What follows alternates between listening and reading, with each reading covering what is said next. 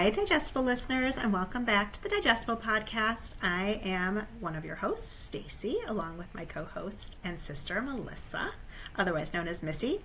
And here at the Digestible Podcast, we like to give you all the health and wellness information you need in an amount of time that your busy day can handle, and we make it easily digestible.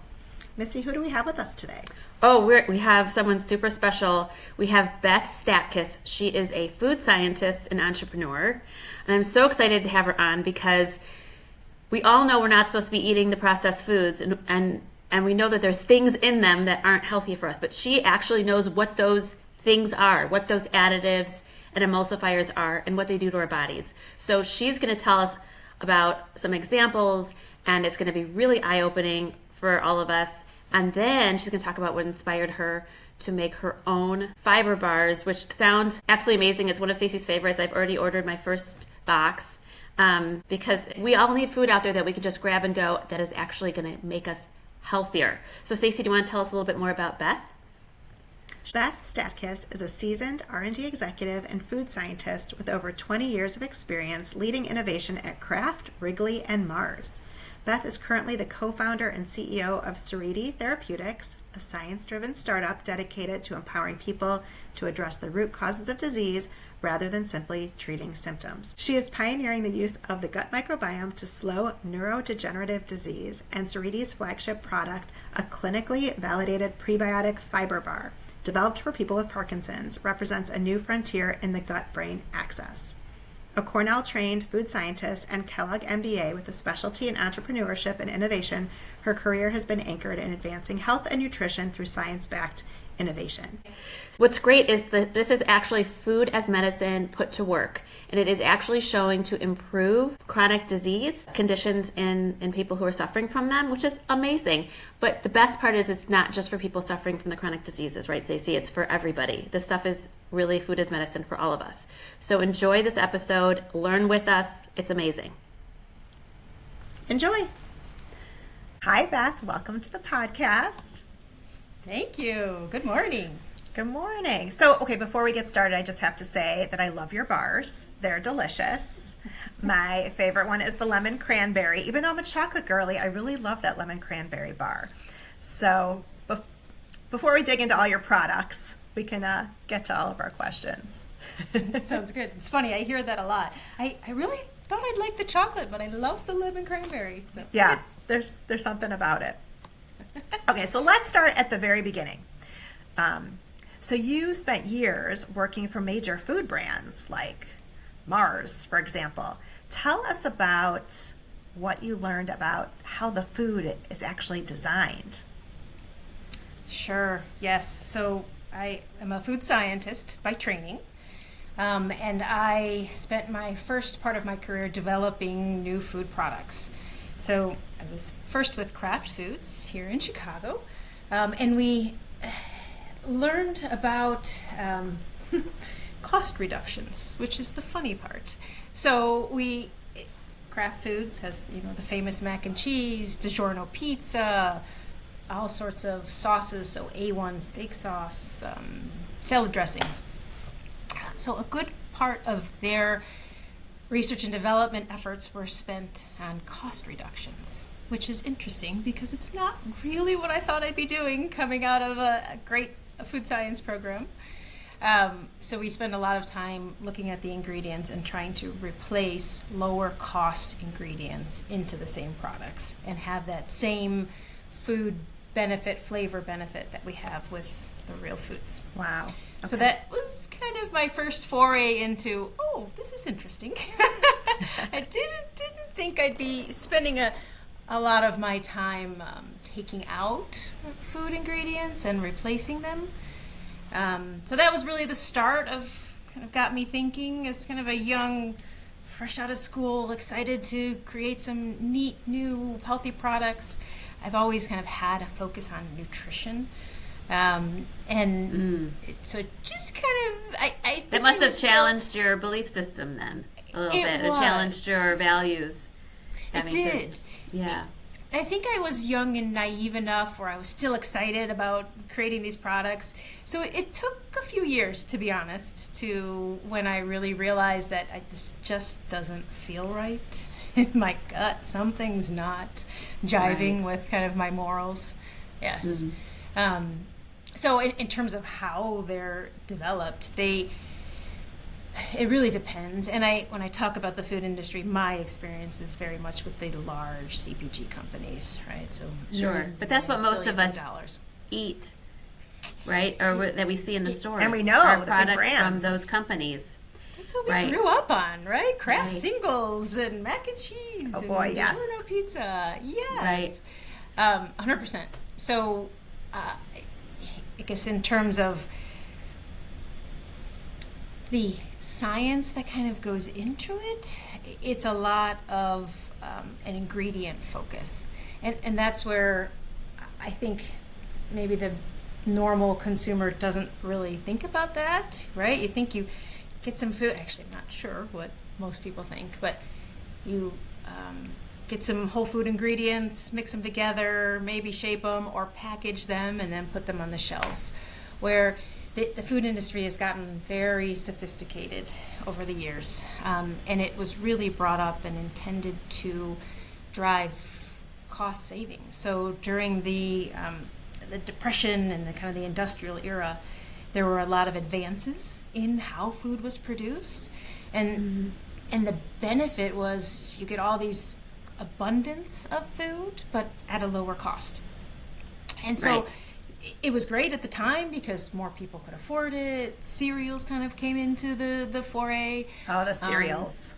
Yeah. Yes. And we can get into the cereal and the design of the cereals. But it was really that's where this kind of industrialized food, large food process came about. Beth, could you give us an example of sort of a swap out that you experienced or witnessed or trialed while you were at Kraft or even Mars? That so that the consumers out there understand maybe what you used to be in it, what ended up getting into the food. Sure. I think the easiest and the thing that we can all relate to the most is pizza, right? So mozzarella cheese is whole food mozzarella cheese. And so we used to shred it, put it on the pizza, and then freeze the pizzas and put it on the market. Cheese and dairy got expensive over time. And when I talk about... I'm so scared about what I'm going to hear. Well, there's an easy way to know kind of the quality of the pizza you're eating. So when, go back to Kraft, so when we got the cheese, it was our job to add in fillers. So you can add in, there's something called a processing aid in the food industry. So it's a ingredient that you add to help with the processing of food. So as an example, when you're grating cheese, it starts to ball up and get mushy and clog the machines. So a processing aid is adding a filler like calcium carbonate or something like that to it so that it flows easily. Okay. Is that why people say there's like sawdust and shredded cheese? Yes, okay. Exactly. They're processing aids, and if it's kept at a certain level, you actually don't need to declare it on the ingredient line. Okay. And so what we were So wait a second. So there's a lot more stuff in our food than we're even aware of because it's only if it hits a certain quantity that it even goes on the label. So cheese isn't just cheese. Correct. Wow. Okay. No. So I guess I would, whenever I go to the grocery store and I look at shredded cheese, I see what's added to it from a filler standpoint. And some will declare it because they have a certain level of it, so they're required to declare it. But there's a lot of a component called CMC, carboxymethylcellulose, that's used as a filler in a lot of what we do. Okay, and which is the wood chips or the wood sawdust. Sawdust, yes, exactly. Okay. Well, now, is it the worst thing that we're eating sawdust? Because it comes from a plant, right? Well, true. Plants are good. But the problem is we know that it disturbs your microbiome. Oh, it does. So there's Okay. been a There it lot is. of clinical Okay. testing on how emulsifiers and fillers can affect your gut microbiome. And so and not in a small amount, right? So if you eat one pizza with this sawdust, you're fine. It's But not Beth, going to people do aren't anything. just eating one pizza, right? And they're getting grated Parmesan and then crumbled feta or whatever it is, and they're eating lots of different cheese products, perhaps with the. Well, it's not just cheese. It's breads, it's sauces, it's anything that, from a filler standpoint, that helps it be shelf stable on the Okay. shelf. So Okay. salad dressings are a good one, right? The best thing to do is make your own, because you can put the Yes. olive oil and the spices, and yes, it'll separate over time if Right. you let it. It separates. Gotta but that- shake that- it. Yeah, it's a good thing. Our and father used to work in a salad dressing factory when he was young. Okay. And this was probably in the 60s or 70s. 60s No, probably, because younger. before. He was Yeah, it for was when he college, was. I It was think. where he was in college. So he never ever used you want salad any dressing. salad dressing. see? Since we were little, it's like He lemon saw how and it was pepper. It's So even it's back true. then. It's Okay. true, and so the more you learn, I guess, the more we should try to make our own foods. Like these simple things, they were created to be a convenience for us, right? Everybody Sure. got busy. We all started working. It did make life easier. But what we've learned is over the years, then that has a really strong impact on your gut microbiome. Okay, And I'm your- just going to ask one more question about that. What exactly are you aware that it does to our microbiome? Yeah, so it alters the balance of good and bad bugs. And it starts to actually degrade that mucus layer that's so important in your gut For lining. protecting your lining. Wow. Okay. Correct, 100%. Okay, and then you can get leaky gut. Exactly. Yes, Okay. that's exactly it. So Okay. when that mucus layer goes away, those epithelial cells start to separate, and toxins, bad bacteria can get in and create a pro-inflammatory response. Okay. Okay. And that's So the there's whole more stuff negative in our cascade. food than we're even aware of. Yes. And Beth, Yes. do you shred your own cheese? Do you buy your own cheese blocks do. and shred them? Yeah, I that do. seems So like I- the Great trend idea. too. And the reason, okay, so I can give you the little trick, how you can tell if it's a good high quality cheese or not. When you put it in the oven, and if it melts and everything comes together and it melts nicely and kind of flows off the pizza, high likelihood it's good real cheese.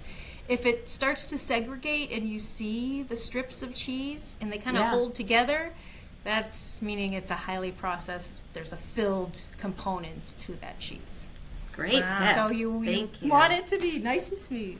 Yes. Okay. But there Now- are, so I'll say that there are some products in the market that have actually fibers, so tapioca fiber or soluble, well-designed fibers that also act as these processing aids, but are actually beneficial for your gut instead of So tapioca is good. tapioca fiber. Yes. Okay. Good to know. Chicory root is inulin. It's helpful also. So Okay. the food industry is wisening up a bit in terms of being more thoughtful in terms of the approach. So my Okay. encouragement is just for all of us to look at that ingredient line before we take Okay. shredded cheese as an example.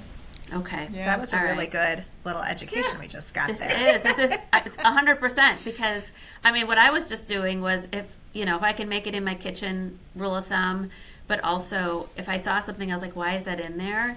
I just wasn't eating it. And it sounds like there are some additives that do something more functional or structural, not so much. But you don't even know about it. So you nutritional. can't even choose for yourself. But is it if so you don't bad? know. Well, it'll say tapioca. Stuff. I don't Like, think I've it seen says tapioca as an sawdust additive. on the shredded Yeah, cheese. they don't put packet. sawdust. No. That is don't. disturbing. It has Yes. to be at a certain level for it to be declared on the ingredient line. Okay, Yes. so Yes. for shredded cheese, maybe don't Maybe shred buy it yourself. it. Maybe just Well, shred it yourself. or- Ideal is shred it yourself. We're all Right. busy. If you have to look at what's in there, and if there's a lot of additives or CMC, guar, carabinin, those are powders and emulsifiers that typically don't help your microbiome. So Okay, so tapioca guar gum. powder, Guar gum is a no. carrageenan. Guar gum is actually so Sorry. HGG. No, it's a good question, and I said it. Guar gum. It is a good fiber for you. It's a soluble fiber. It's partially hydrolyzed guar gum or Okay. sun fiber. Okay, Is so is guar actually- gum's okay. for our microbiome. How about Yes. xanthan gum? There's not as many studies that I've seen on that. So I probably would stay away from it and go to more of the natural fat-soluble fibers that I know of. Okay. Yeah. All right. This is great. All right. So let's dig into like when you realized and started questioning that you wanted to do something different than you were doing. What started that? Yeah. So a couple things. The more I learned, so there's two poignant examples in my mind. One was early on when I learned how we did some consumer testing. So as an example, the potato chip industry loves to test how good their potato chips are and how well they're liked based on how much consumption happens over a period of time. So they would get us into a room, consumers into a room, put on a movie, and have a bowl of Doritos, as an example, next to them. And they would measure throughout that movie how much of that bowl of Doritos was consumed. And the winning formulation, would actually be the one where it was consumed the most. Because logically, the more you consume, the more these large companies sell, and the more money they make, right? So so that was the first one I really realized this, and I'm like, okay, cool, from a testing methodology standpoint, so from a sensory evaluation, it's a neat method. But made me think whether that was really the right thing to be doing, because we know that sugar, salt, and fat are the three things that really excite the reward mechanism in your brain. So, and this is the whole thing with processed foods. When you consume these ingredients, your reward center lights up. So you want more, and you want more.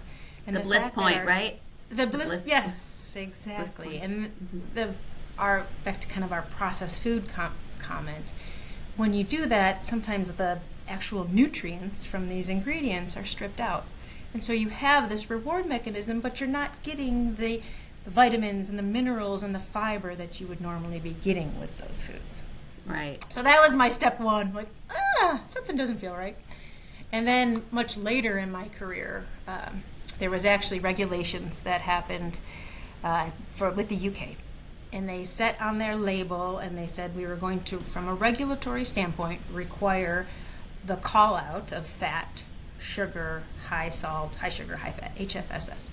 And so I was leading a project, high fat, sugar, salt, and I was leading a project to create a whole new set of products to go on the shelf in the UK. And I was thrilled. I was like, this is great. We're finally doing this. Regulation is making us do this. We have to create these healthy, nutritious new products. And we created a whole lot of different types of products and snacks that we could do that were nutritious and healthy. And when push come to shove, what we actually ended up launching was just a revamped version of our typical candy bars. So we reduced the sugar and the fat from our Mars bar and put it on the shelf, which is still good because we reduced the fat and we reduced the sugar. But that was the turning point for me, where I was like, we have all of these other great options, but we weren't able to pull the trigger because of just the way the food and the business is. It's all about the money. Right? It's all about the money and the margins. Healthy food is expensive. It's expensive. It's a new way of thinking about how to market it and talk about it. It's a whole different supply chain system. So it's a big effort and hurdle to overcome for some of these large CPG companies to create those truly healthful, differentiated products from their current portfolio. Well, and I also hear that, so for example, if the UK has certain requirements, but it's a little more expensive, or it's just not as profitable, or something, that they won't make those changes worldwide. So great for UK, but the US will still get the Mars bars and the candy bars that are still high in fat, sugar, and salt, right? Yes. And it all comes down to what consumers want and what they will buy. So the other one is the artificial colors is an interesting notion and a difference between Europe and the U.S. Europe has their whole system in terms of insurance and how they view health and food is very Yes. different than in the U.S., right? Right. So they... Right, they're incentivized to reward- keep their people healthy because they Yes! pay for their health care, whereas that's not how it goes here.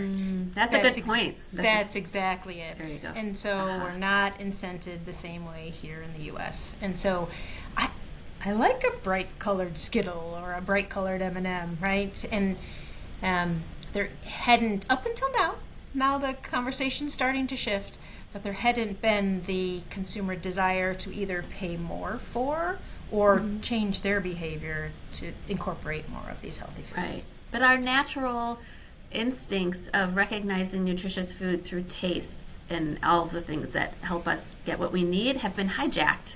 So when you say that consumers didn't want, low fat, low sugar, low salt, it's like, well, you've already put us in this place where you've manipulated us to thinking this is what we want. You've hijacked our reward centers. So now we're all effed up.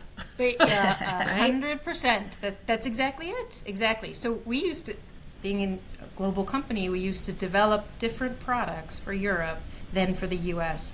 based on sugar and salt. So it had to be a higher profile, a higher sweetness profile in the products for the U.S. than for Europe, which is just crazy to think about. It's not fair. And exactly to your point, Melissa, we've hijacked and trained our bodies from a very young age to welcome and need this salt and sugar and fat, which is unfortunate.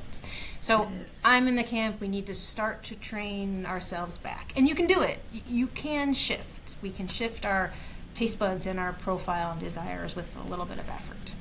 100%. Absolutely. So you have these aha moments and you realize this is not aligned with my values. When did you decide to go off on your own, and what were your goals in mind for this new product or line of products? Yeah, great question. So it actually was right around the COVID time, right? And I think it gets everybody rethinking priorities and time with your family and the food that you're putting into your bodies of your family. It was that, and it actually coupled right with this UK HFSS project, high fat sugar salt project. And that was kind of the straw that broke the camel's back. And I was like, I need to remove myself from this situation. I kept trying to push healthier products, and it just wasn't happening. So that was where I decided to leave and take some time and really read and learn a little bit about what was happening. Prior to that, I ran the science and technology team at Mars, the Mars Wrigley segment. And we were just getting into learning about the microbiome, the oral microbiome, the benefits of chewing that can happen. Chewing gum is fascinating. We can cover that on another podcast, but it's actually sugar-free chewing gum is super good for you from a brain health and an oral health standpoint. It is? Yeah, it is. Yes. So the simple act of chewing and mastication actually helps to, we didn't demonstrate that it grew new brain cells, but it slowed the decline, the brain cell death. So chewing gum actually... And it doesn't mess with the chemicals in your mouth as far as like the enzymes and the... No. Okay, good to know. Yes. And this is the one thing that the maybe downside is, and I'm big in the microbiome, is these polyols that are typically associated with sugar-free chewing gum that can impact your gut and your microbiome over time. But the quantity that's in chewing gum is so small that having a piece or two a day isn't really going to have a huge impact.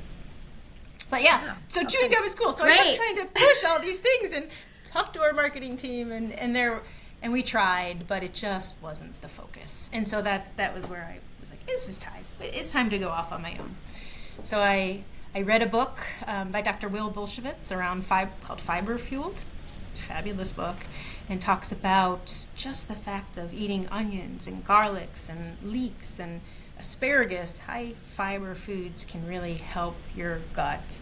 And where the science is now is your gut is really the kind of ethos for everything in terms of health moving forward. It's ground zero. And if you feed your gut properly with those fibers and nutrients, you can repopulate your microbiome, And it affects your metabolic system, your immune system, your endocrine system. I mean, serotonin and dopamine are actually produced in your gut, which is amazing. So it helps with sleep, brain fog, anxiety, stress, depression. Those things can all be changed because of this gut-brain axis. And the more I learned, I was like, wow, I need to do something here. And then that's what got us into learning about. I actually listened to a podcast from a gastroenterologist at Rush and a carbohydrate professor at Purdue who were great and had started looking at this blend of fibers to see how they could impact the microbiome. And they did. So that was really the genesis of neurofiber and our bars. So how did you end up with a bar? Like after all that learning, how are you like, I'm going to take all this information in my brain and make a bar? Yeah. Well, I thought about it, and I didn't know it was going to be a bar at first. It's funny. I actually left the food industry, and I said, I'm not creating a bar, and I'm not creating a beverage, because that's what everybody does. And here I am with a bar, and we're coming out with a powder for a beverage. Oh, there you go. Awesome. Okay. That's hilarious. It's pretty That's funny. great. But Yeah. I get there's a reason why, and the reason is it's a really convenient way to get all of those whole foods into kind of a shelf-stable, easy-to-consume bar. So you can have the whole foods and the fibers and have it as a nice kind of snacking, convenient, can travel with it format. And that's really why bars is the best delivery system, I think. You can take fiber in pills and supplements, but you get a very small amount. And in order for fiber to really do its thing, you need diversity, so different types of fiber, Right. and you need a quantity to actually make a difference. Wow. Yeah. I love that that's how you formulated the bar, the ingredients for the bar, is by considering gut health and different types of fiber, because whenever I think of processed food, I always think fibers out the window. Forget it. Right. Yeah. So that's amazing. Yes. Well, and I don't think I wouldn't consider ours a processed food. I think maybe, Melissa, you mentioned it earlier. If I can make it in my kitchen, that's kind of the barometer for what is ultra processed. Yeah. Yeah. And that's where I'm like, that's why I try to just keep it simple. If I can make it in my kitchen, I don't consider it ultra processed. Right. And that's where I feel really good about the bars, because they're made in a Hobart mixer, like just a KitchenAid. Yeah. It's a bigger KitchenAid. So it's really, Okay. you put the ingredients in, mix them around, and then it's formed into the bar shape and wrapped. So, that's it. What are some of the ingredients that we might see in your bars? Sure. They're all natural, so dates, walnuts, chia seeds, pumpkin seeds, and then there's some cocoa for the great polyphenols associated with cocoa and the chocolate flavor. We have lemon oil and cranberries in the lemon cranberry version.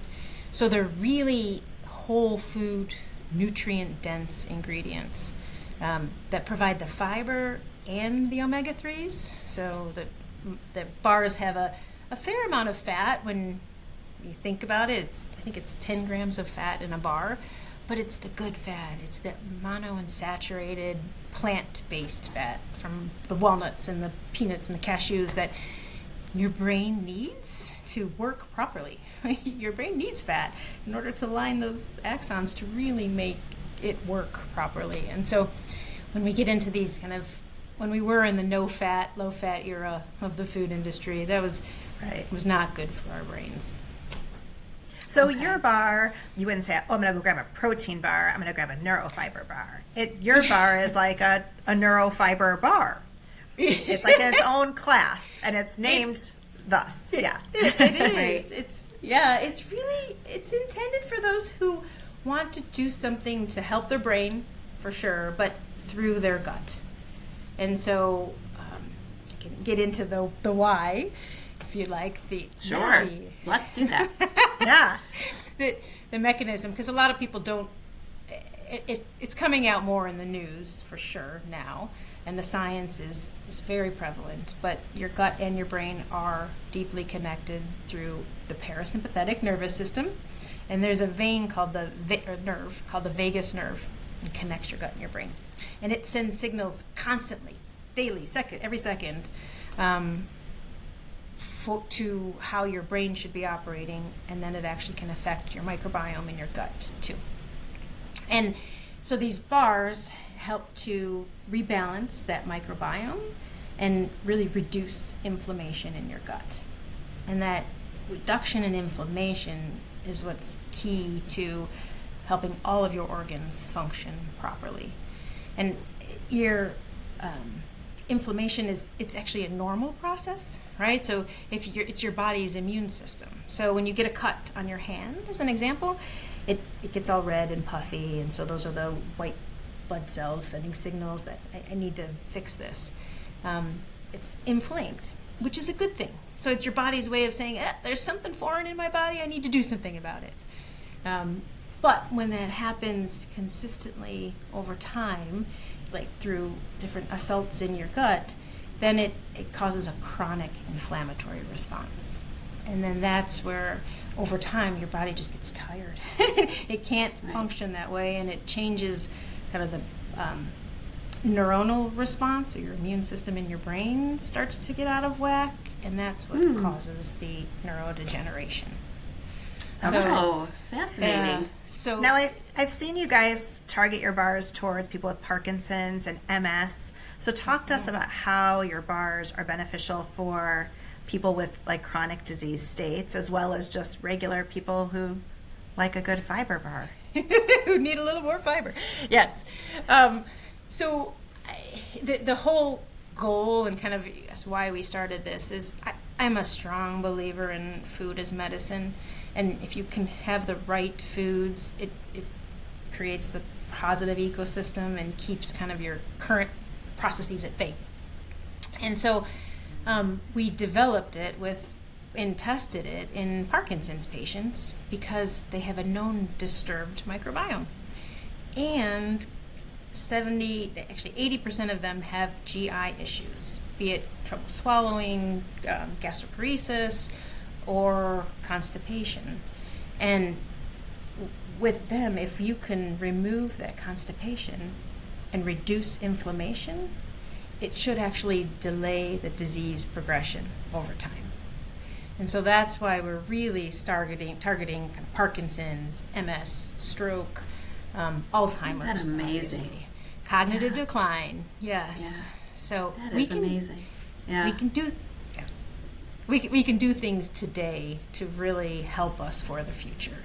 And that's why we're starting with the gut, right? That's why if you can just do something simple daily, it truly does help to keep your metabolic process, inflammation process at bay, and have it working for you. So it can create anti-inflammatory components versus the pro-inflammatory components. So you've tested your bars on populations of people with chronic illness and seen improvement, just with the only change being the addition of your bar to their diet. Yep, 1 bar a day. Wow. So we 1 showed bar that a day. That's bar a day. amazing. Yeah, It's 11 that is amazing. It is. Yeah. It's very 11 grams cool. of fiber. It was a great test to see if it could make a difference, and just changing nothing else but just adding this bar a day truly does. And I've got a lot of positive feedback and folks who are still taking the bars because they feel so good. Yeah. Actually, less stressed is a big one. So with Parkinson's, some of the folks who were in the clinical trial said that their tremors and their symptoms were reduced when they were taking the bars, because when they got stressed, they didn't feel as didn't have as many or experience as many tremors. So it just goes to show That's you huge. how well connected these are. It's huge. Yeah. Huge. Yeah. It's just such a nice thing to hear, because so much of our food industry, I feel like the more we learn about it, we've had some other guests on the show to talk about it, the more upsetting it is about how I feel like we've been manipulated into buying things that we're told are healthy. And so people still have to decipher. They have to be able to distinguish between, is this really healthy for me? How is it healthy for me? And is it going to make me sick down the line? And it's like there's no clear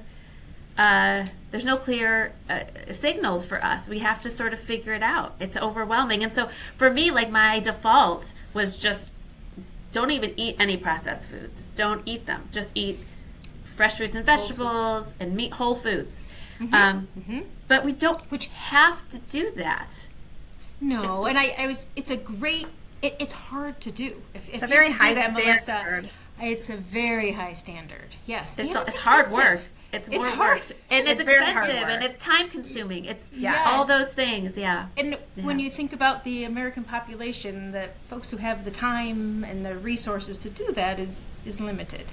And our grocery stores don't make it easy for getting the right foods into the grocery store. Because even like the broccoli that I buy, it's like half white. And I'm like, all those good polyphenols that should be in it aren't there, right? So it's gotten processed out over the years, which is unfortunate. And again, it's to extend the shelf life and make it more populous and have a greater volume of food, which the intentions were good, but the end result truly impacts our health. Yes. I mean, that's like the same as modern farming, right? We talk a lot about on here about regenerative organic because we want our nutrients back. And 100%. Chemicals have made it, food available to the masses, but they've taken all our nutrients out, so we're all sick. Yeah, and our flavors, the flavor now in our food system is mostly manufactured because flavors left our produce because they travel so far, they're not grown in good soil. And so like a carrot, it's like you're not going to eat a tasty carrot these days or a tasty red pepper unless you get super lucky. I get the best carrots from Pete from Iron and Acre. Oh, our carrots are fabulous. Iron and Acre. Yes.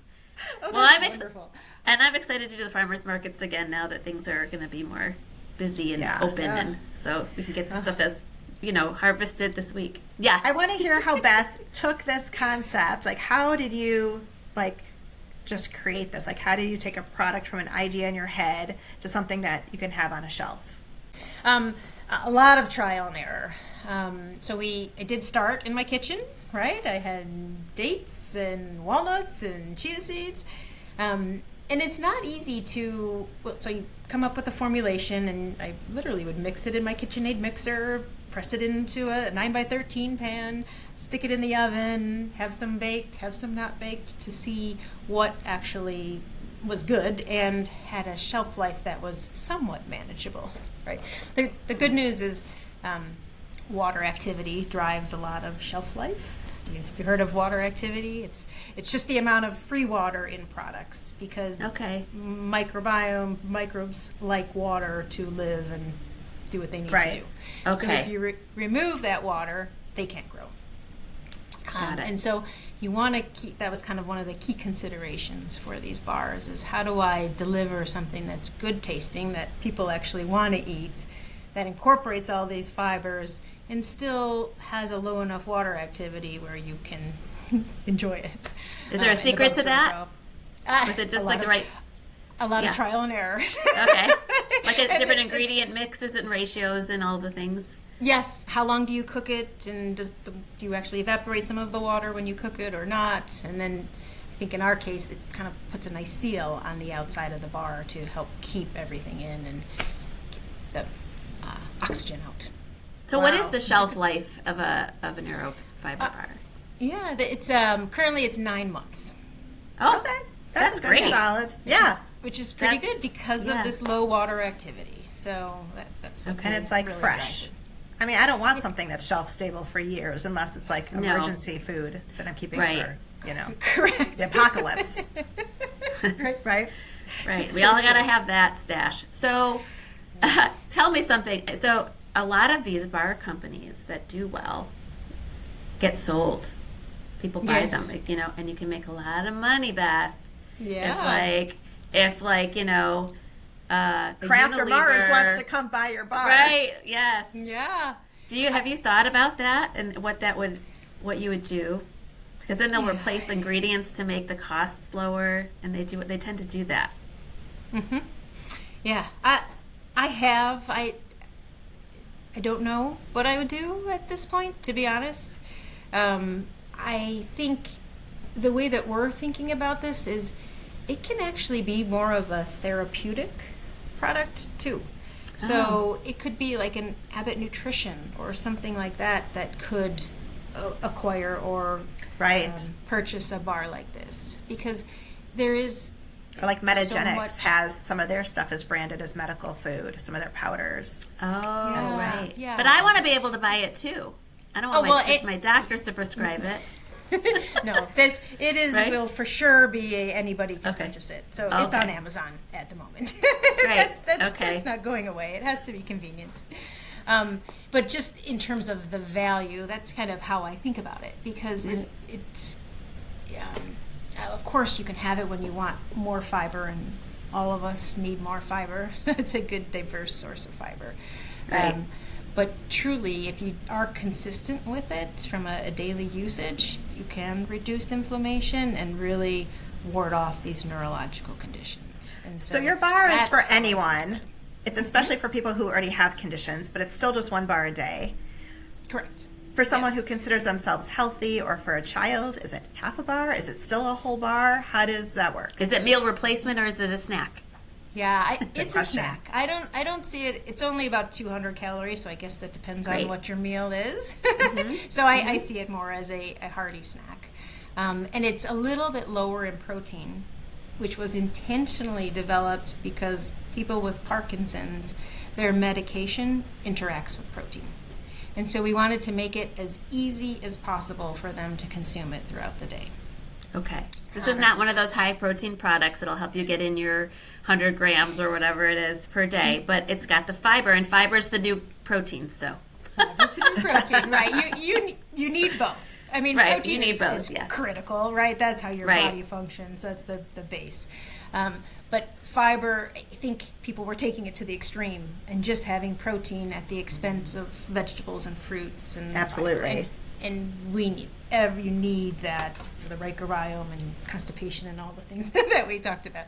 So Right. you need both. And there are so many protein bars out there that I couldn't do just another. It was just Right. It's not. Thank you. And they don't Thank you taste for not it. in You me. can protein taste part. it. You can taste the Oh, I know. protein powder isolates and stuff in it. It doesn't taste Yeah. very good. It doesn't. It doesn't. Yeah. It doesn't. 'Cause, yeah. Can It's I a- ask it's a you a supplement. fiber? Right. Exactly. Can I ask you a fiber question? So I know fiber is a challenge for a lot of people. I've always struggled with getting enough fiber. I'm much better about it now that I'm much more into food and nutrition and all these things. It's such a relief.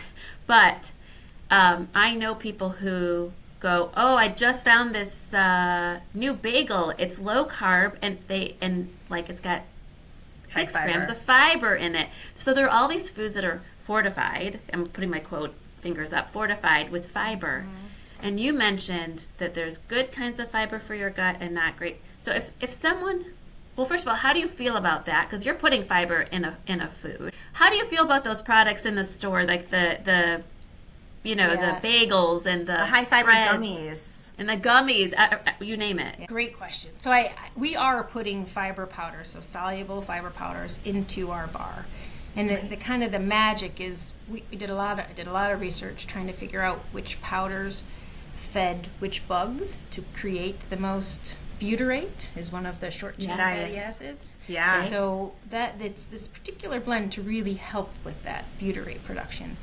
So that's in the bars along with all these whole foods, so the dates and the walnuts and the chia seeds and pumpkin seeds. My concern when I see that kind of a low fat or a highly modified food bagel, I just think they typically they throw in inulin, and that is a fiber that is very diverse, cheap, easy to use in the current food industry. And it does provide fiber, but it also causes a lot of gas, and it doesn't necessarily, it's kind of it's a non-specific fiber, so it doesn't selectively feed different bacteria, which it still produces short chain fatty acids, but our belief is you can be more targeted in terms of helping everyone by choosing the right fibers. Can you tell what That's right. fibers in a food? Like if that bagel, let's just say, in the ingredient list, will we be able to see the kind of fiber they use? Absolutely. So chicory root is inulin. Some say inulin. Or tapioca fiber is actually a fiber that I do like. Okay. We So the use- good ones are tapioca. A good one. Is there a different Yeah. good one? I like sun fiber. Sun fiber. Sun fiber. It kind of helps with constipation and diarrhea. Just the way that it's formulated, it can help balance. Like both, a regulator. Okay. Correct. There's a product called Solnol, and it's a resistant potato starch. Yes. So, which also has a lot of great science behind it. Even fiber salt. That one's good for blood sugar control, if I remember correctly. Resistant potato starch? Yeah. Yeah. Actually, most fibers are. So one of the benefits of fiber is it doesn't spike your insulin, your glucose. And so that's, it's maybe an interesting part about our bars. There's like 10 grams of sugar, which most people From are the like, dates? "Oh." Yes, but it's from the dates. So, and we had a little bit of coconut nectar in there too, just because, so it tastes a little bit better. Sure. But it provides the sugar, but the amount of fiber in there helps to balance that blood glucose and provide kind of a consistent energy level throughout the day versus that Right, spike. the spike. and decline. So Yeah. it sounds like some of these like fiber products, right? We all have seen all the protein products, right? You can get chips and cookies that are all fortified with protein. The fiber products are maybe using the cheaper fiber that will result in helping them go to the bathroom, but doesn't necessarily help build their microbiome. And we're looking for both. We're looking to, evacuate our toxins and all the things that need to leave the building, but also grow that microbiome for our health. Absolutely, very well said. Yeah. So, the whole foods are key because those nutrients are in there. So, what the examples that you mentioned, there's one fiber versus multiple. So the more the better this day and age. The more types of fiber, more diverse fiber, the better. And the more natural. So that's why I love nuts. Seeds and nuts are phenomenal, right? Because they provide the protein and all of those micronutrients and the polyphenols and flavonoids that we're just starting to uncover the real benefit they have. So as an example, we put green tea extract, a decaffeinated green tea extract, in Love part it. of our fiber blend. Yeah. Yes. Potent antioxidant, actually prebiotic too. It's known to positively modulate your gut microbiome. And so those, when I hear about a bagel with high fiber, none of that stuff's going to be in there. So you're still more in that kind of high processed category and Ultra processed. ultra processed. Yeah.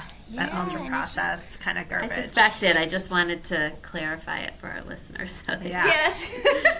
Yeah. I So give up the suspected. fiber gummies and just have a neurofiber bar. Yeah, or first eat your fruits and vegetables, right? If you can do that, eat your fruits and vegetables because then you truly get all the nutrients, and supplement with a neurofiber bar because that's Right. kind of the added. Getting 30 grams of fiber a day is really hard. Hard. Yeah, it's a really job. hard. Yeah. It's a It is. job, yes, Yeah. and we don't need any more jobs in our lives. So Exactly. Ew, we great did. convenient way to do it. All right, before we Yeah. get to our final questions, I really do want to hear about what's coming. And you said it's a powder. Yes. Can you tell us about it, or is it top secret?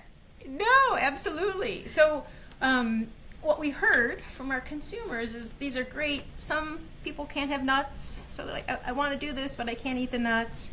Or in more advanced Parkinson's cases, they have trouble swallowing.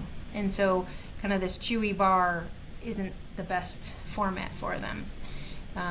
So, we've created a powder blend with this blend of 5 different fibers, the green tea extract, and vitamins that most people with neurological conditions are deficient in. So B12, vitamin E, vitamin D3, kind of the just basic elements Nice. and nutrients that we all need. So that's coming out in May. We're super excited. Oh, we can't wait to see it. I know, I'll have to What's send the some flavor samples. going to be? Is it flavored, unflavored? It's not flavored. Oh, nice. Oh, even No. better, honestly. because then you put it into your yogurt, mix it into your smoothies. There's no off taste. Put it into your coffee in the morning, so you don't It can go in hot or cold, no problem. hot or cold, no problem. Nice. Oh, lovely. That's always a benefit. Yeah. Good. Yeah. Okay. And then, of course, we have to do new flavors. So we're playing around with a blueberry crumble at the moment and a peanut butter chocolate chip flavor. Oh, for the bar? Oh, that'd be very exciting. the bar. That sounds so great. That's Yes. awesome. I need variety in my diet, so having only 2 flavors doesn't cut it. Yeah. Yeah. Oh, and I meant to ask, so for kids, if you wanted to give your kids a neurofiber bar, is half appropriate for them? Yes, that's our recommendation at the moment, because Okay. that's about 5.5 grams of fiber. And we were actually at the FNCE, the American Dietitian Conference. It's the food and nutrition conference with all the dietitians. And that was the one thing they told us is constipation is a big deal in children. Oh, these huge. days. Huge. Yes, which is partially, I'm sure, due to our ultra-processed food Missing system, all the right? nutrients. Yeah. Yes. Missing all the nutrients, so they're not feeding their microbiome, and then all these negative things start to happen. So a half a bar a day is great, and they told us this would be perfect as a way to kind of, the dietitians told us it would be a perfect way to get that fiber into Okay. Great. Good kids. to know. Kids. Yeah. Let's get it into the kids. They can all go to the bathroom. Yes. Woohoo. Yeah. Get them off the Miralax. Yes. Oh, one of my friends said she was using it as a potty training trick too, as a way to help potty train. So like incentive, like an incentive? Actually, and to help them go. Go. Oh, So help that them it go. was easier, softer. They weren't scared of going to the bathroom because Right, everything right. came out. Or babies. easier. Nice. Yes. Great. That's so That's great. great. Okay, so we've got 2 final questions for you, Beth. If you could give our listeners one takeaway, a to-do, after listening to today's episode, what would it be? It would be to start small with little steps to help change your diet. And what do I mean by that is just we hear about all this diet craze and how we need to totally follow the Mediterranean diet or totally remove ultra-processed foods, and it's hard to make those changes last.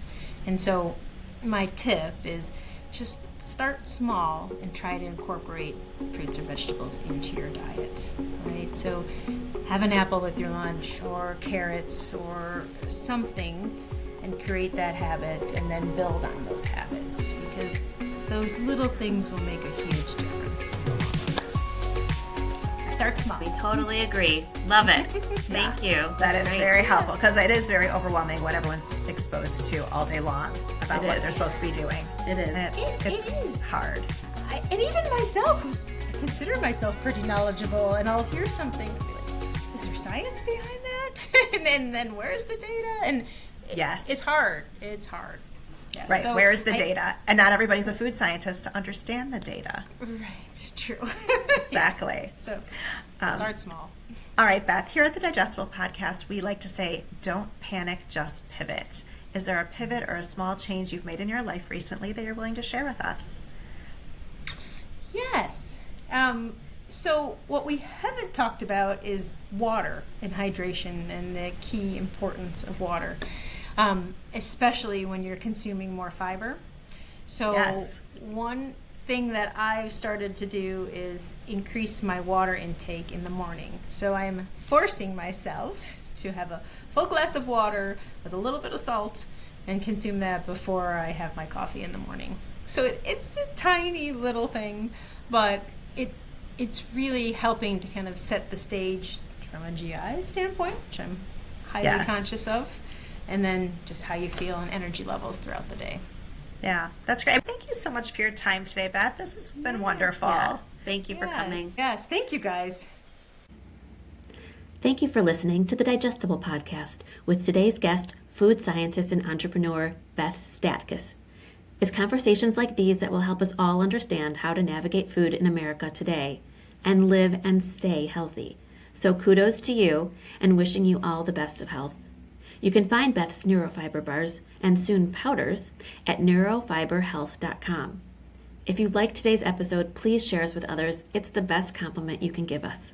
If you have any questions or comments, you can email us at info@digestiblestrategies.com. We look forward to hearing from you, and remember, don't panic, just pivot. The content shared on this podcast is for informational and entertainment purposes only. We are not medical professionals, and the views expressed here are not intended to diagnose, treat, or cure any health conditions. Always consult with a qualified healthcare provider before making any health-related decisions.